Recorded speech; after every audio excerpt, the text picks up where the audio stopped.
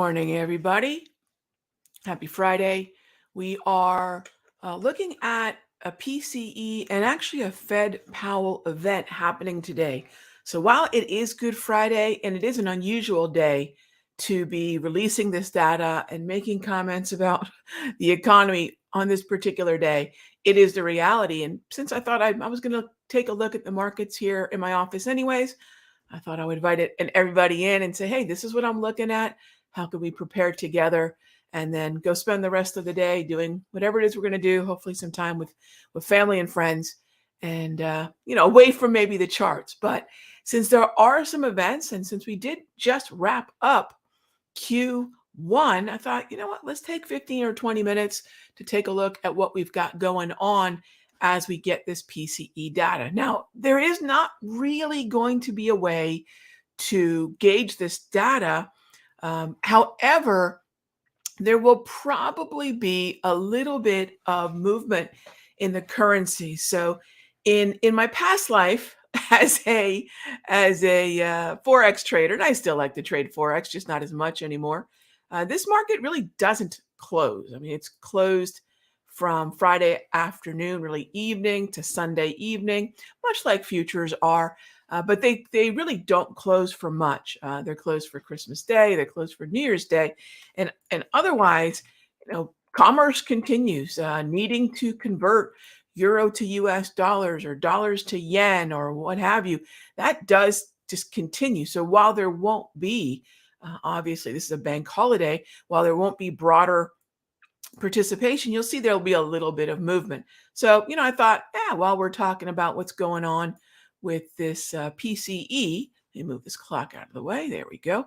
I'll put it on a 5-minute chart. We'll take a look at the euro US dollar, see if there's any reaction at all. But you'll see already we're moving. And this movement, and this is basically your European, this is your UK session for Friday. So you'll see there's certainly movement that we're getting before the PCE.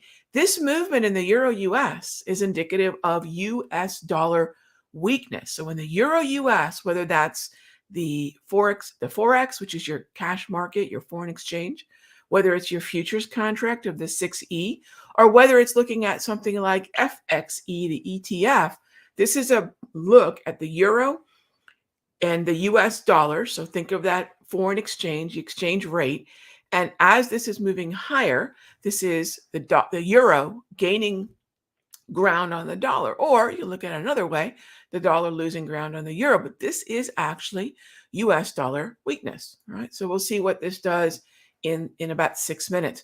But let's take a look, before we even get there, let's take a look at the way in which Q2 wrapped up. Right, so we can take a look today. Markets are closed. We can look back on Q1. And the way that I'll do that is I'll head on over to a site called Koyfin. And Koyfin has this cool graph where I can look at the normalized performance and I'll look at the quarter to date. And I should grab my drawing tools here. Point these things out a little bit better. All right, so there's my drawing tools there. And what I want to do is look at this quarter to date, right there. And the symbols that I have listed along that right edge, these are the symbols that are heavily weighted in. So let me show you. This is the NASDAQ, SMH. XLE would be a little bit more related to the Dow and the S&P. XLC, of course, is NASDAQ. XLF is Dow and S&P. And I can go down this whole list. I have the S&P here, which I really don't need it to be there. But every one of these sectors is a top weighted sector within the broader averages. So I really don't need to see the S&P. There we go. So these are all the heavily weighted sectors within the Dow, NASDAQ, Russell, and S&P. Russell is just a KRE. All the NASDAQ sectors are SMH, XLC, XLK, and XLY. For the S&P, it's XLK down here, XLV, and XLF. And for the Dow, you can throw the Dow and the S&P in with the XLE, which is energy, financials, industrials, and healthcare. So once you understand the weighting of each one of these sectors, you understand that these are like cylinders in the motor of the index. And where they're going is going to give us a lot of insight into what the underlying average is doing, which by the way, if you've been following along with what we've been doing in Charts and Coffee and what we've been doing in the Sector Secrets Mastery, you know that a big part of what we do is an alignment of index sector stock. And as long as we're focusing on the alignment of index sector stock, there has been no reason to be anything other than bullish this year. For an entire quarter, we've continued to climb in the broader averages. These are the kind of markets that generally we love. So this is, if your brain is saying, gosh, I'm listening to television and they're telling me something's going to go bad, shut it off. If I'm listening to analysis, it's telling me we're toppy, mute it, right? Come back to this. Heck, I'm not even saying listen to me. What I'm saying is listen to what I'm watching. And that is looking at the cylinders under the motor, right? Look at the cylinders under the motor. And I don't say this without proof. I don't just put the analysis out there. For those of you that are in the Sector Secrets Mastery, you know we have been growing the account because that is the theme. I did have my account growth t-shirt on earlier, but I changed. We want account growth. That's what we're all looking for. We're not looking for home runs. We're not trying to catch the hot stock. Not if you're watching this show. If you're watching this show, you're taking trading seriously.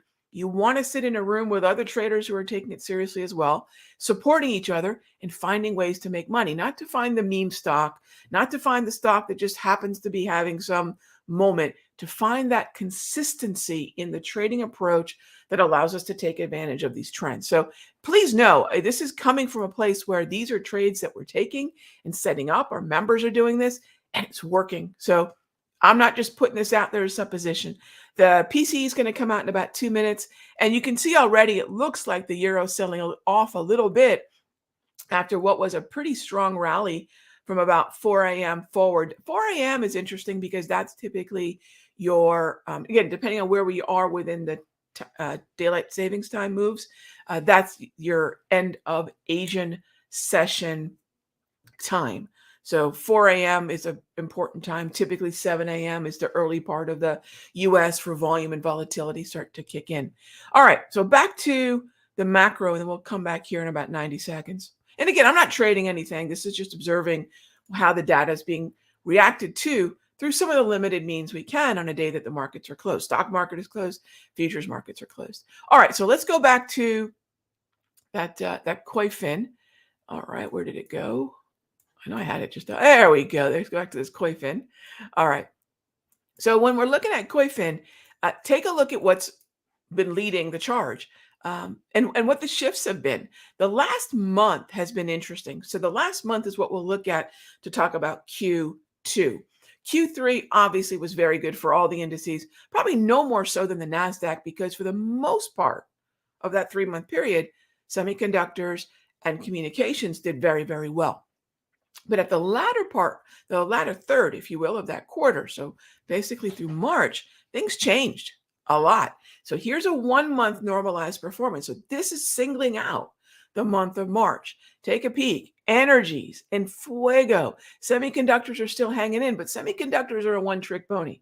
This is NVIDIA, and it has been pretty much just NVIDIA. And that's why I've been recommending to the Mastery folks, if you're going to trade NVIDIA, use SMH. If you want to trade semiconductors, use SMH, right? Regional banks are having a moment, so we need to keep an eye on that. Regional banks had a very good March. Financials continue to be quite strong. Industrials, this is one of the best corners of what's happening in the Dow and frankly, in the general heavily weighted sector. So when we see XLE and XLI in that top 5, this is very good for the Dow. I know the Dow doesn't get a lot of love. Mostly it's all about tech and all about NASDAQ. Please be careful with that, because except for SMH, which is just really what's going on in NVIDIA, this is not broad participation in the heavily weighted stocks of the NASDAQ, the Magnificent Seven. This is not reflecting, as we go into the end of the month, a lot of broad participation. In fact, your bottom 4 sectors, apart from healthcare, are 3 out of the 4 cylinders, if you will, within the NASDAQ motor. Isn't that interesting? Communication, XLK, which is Apple and Microsoft, and then lastly, consumer discretionary, which is Amazon and Tesla and even Home Depot. All right, so when we go from a look at Q3 to a look at the last month of Q3, this is very much favoring S&P Dow and maybe even on regional banks, which benefits the Russell. Okay, so let's go take a look at that Euro US chart. And there's your reaction. This is the foreign exchange. Again, for those of you that just might be tuning in, we're taking a look at the PCE because for some inexplicable reason, Wall Street and the Federal Reserve have seen fit to release data and have commentary on the economy on Good Friday. But, I'm here in the office anyways, doing some homework, preparing for the next week. And I thought, you know what, let's take a look at these reactions together. So this is the Euro US. This is actually indicating on the PCE data that the US dollar is weakening as the euro strengthens. Not in any really strong way because that has been the trend, weaker dollar since about 4 a.m. Let's look at it through another prism. Now, this one's going to be interesting. This is dollar yen. This is dollar yen. If we want to see dollar weakness and possibly indication of yen weakness, which would mean that we're looking at a possible reflection of bullishness in indices. Dollar yen's a tricky one to do it. So be careful when you're using the dollar yen right now because we're expecting the US dollar to weaken as rates will be cut, but the yen can also weaken as the equities have been. Take a look. I'm going to open up this daily chart here. And when the equities strengthen, yen typically weakens. It's a very popular carry currency or funding currency because the interest rate is so low to borrow it. So a lot of times you'll see borrowing of yen to buy other higher yielding assets like equities. So overall, you'll see dollar yen is moving higher. This is not necessarily indicative of US dollar strength. It's really as much indicative of yen weakness. So you might say, Rog, what's a better way to view this? Well, that brings us to Aussie yen. So in this case, the Australian dollar is a currency that tends to strengthen in economic optimistic times. Strong stocks, strong commodities, economic optimism, that typically lands in the Aussie and to a certain degree the Canadian dollar as well, especially when it's tied to energy stocks. To energy like crude oil. So when I look at Aussie yen, this is a really cool way to understand an economic optimistic currency like the Australian dollar, a commodity currency, a com doll as they're called, versus the Japanese yen. So again, I want to see the Aussie yen continue higher. And I'm looking at this through the Forex prism, not because that's what I always do, but because today that's all we've got, right? So all of this suggests that, and notice I haven't even looked at the PCE number yet. I'm looking at the reaction. This is a very different way of looking at data. I don't care what the PCE number is. I actually don't even care what Powell has to say. I still can't believe these are being released today on Friday. But whatever the situation is, notice I'm not talking about what they're going to say or what the number was. We're looking at the reaction. And that's the important part. Because if we had bonds open, we could look at those. If we have gold open, we could look at those. So this is where, it's a flat PCE. Oh, interesting though. The previous was revised up a tick. So previous PCE was actually even hotter than we thought it was. It was actually 0.5. We got a 0.4. And then now it's 0.3. Here's what's interesting. And this is why it's so ridiculous to try to play this data, just play the reaction. Yes, the previous number was revised upward to 0.5, but this makes the 0.3 even cooler. This makes the possibility for the Fed to open the door to a June cut maybe a little bit more because we went from expecting 0.4 to 0.3, but now actually it's 0.5 to 0.3. So if you look at sort of this this monthly moving average of, okay, what's the PCE doing? What's the trend? So let's do it this way. Let's take a look at the graph of the PCE. It's coming down, right? I know, for whatever that's worth. So in an environment we are looking at these impending rate cuts, I would not say that's in any way suggesting the Fed needs to be and remain dovish for longer than June or July. Is this going to be a needle mover? Look, we could argue. I don't think we need to argue. I think we all agree the Federal Reserve probably knows what it is they're going to do. They already know their timeline. And as long as they can see the reflection of the Fed fund futures more or less in line with what they're doing, there's no reason for them to course correct with their words, whether it's Fed member daily at 11:20. Interesting how that just popped up. Whether it's Fed member daily at 11:20, opening delivering remarks in San Fran, or whether it's Fed Powell at 11:30, although those will be somewhat interesting because no doubt, especially where there are questions going to be asked with Fed Chair Powell, he might get asked about the PCE. He might get asked about the tick lower and whether or not that could open the door to, well, the next part of our macro outlook for Q2. We talked about trends. We talked about remaining bullish. Now let's talk about what we expect for rate cuts. Are we expecting rate cuts in May? We're not. But remember, this is a futures contract, and those contracts are not being traded right now. So we won't get a look at how these responded to everything that's going to happen today until Monday. All right. So if we take a look at June, right, 61% expectation for a cut and 36.5%, 36.4% expectation for a hold. So this is still kind of up in the air. Granted, 61 is bigger than 36, but it's not at 80. It's not at that convincing number. It still has about 20 percentage points to go. But it's July where when we look at, yes, still 22%, but we really have to look at the July data from this perspective. This plus this. And the reason we have to do that is because this column here reflects that we've already cut a quarter in June and that we're cutting a quarter again in July. This column suggests the first quarter point cut. So that's why I say this is most definitely going to see at least a quarter point, the first, if not second. And this column here is not really quite as telling as far as a whole, because if these two columns were put together, we're looking at basically 75% expectation for lower rates, right? And only 22% expectation. And really it's at that lone little 1%, but this is far more indicative of there definitely being action taken at that July 31 meeting. But that there is some expectation we could cut in June. So does this PCE suggest that June will be higher?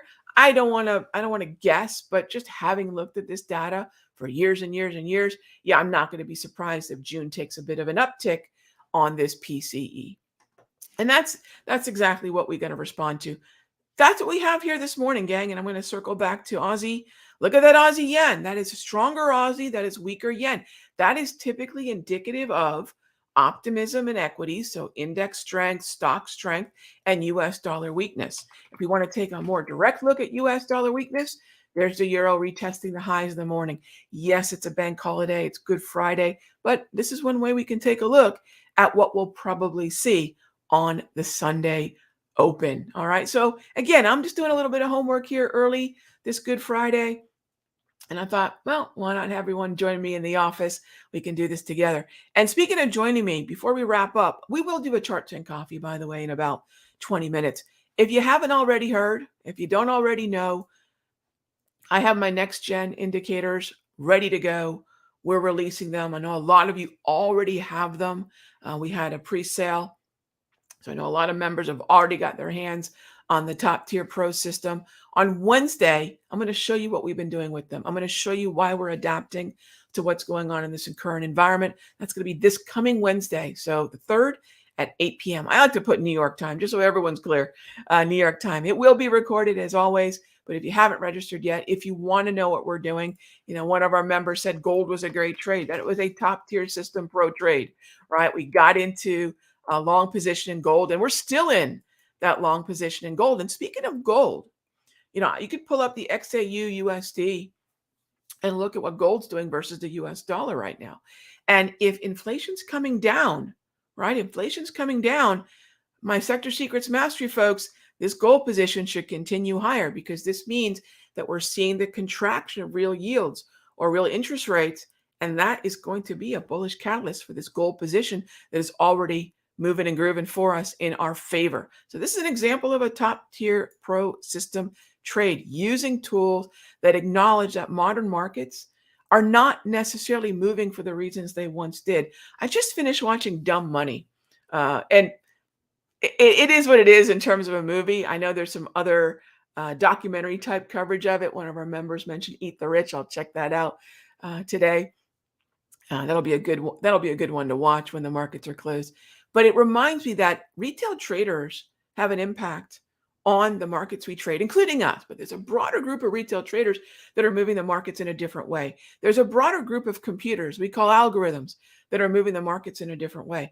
There are 0 days to options expiration that really none of us were really having to deal with or even talk about 3 years ago. So over the last 2 to 3 years, there have been changes in the way, the speed, the timing, and the placement that trades are moving. It's not like it was even 30 some odd years ago. 30 years ago, I'd be looking at these markets thinking, these are very different than what I'm dealing with now. And so we have to continue to evolve. We adapt. And I'll show you why and how we're adapting to it. All right. So that's a look at gold. That's a look at euro, Australian dollar. No reason to think there may not be a little bit more likelihood for that rate cut, maybe in June. That's at least the initial reaction of the PCE moving from 0.5 to 0.3. Remember, we took a look at the trends early on in this session, looking at what was strengthening at the tail end of Q3. We'll look at that follow through into Q2, or sorry, at the end of Q1, the third month of Q1. We'll look at those to follow through into Q2. All right, gang. I haven't even had an espresso yet. I'm going to go make an espresso. I'll see you all back at my channel or Twitter if you're watching me on X, whatever the heck they call that now, or the Simpler Trading YouTube channel. We'll be back for some Q&A for charts and coffee in just a little bit at the top of the hour. Thanks for joining me. Thanks for taking some time out in your day, and we'll just see what we have on Monday. Very excited for the next quarter. I'll see you in a bit.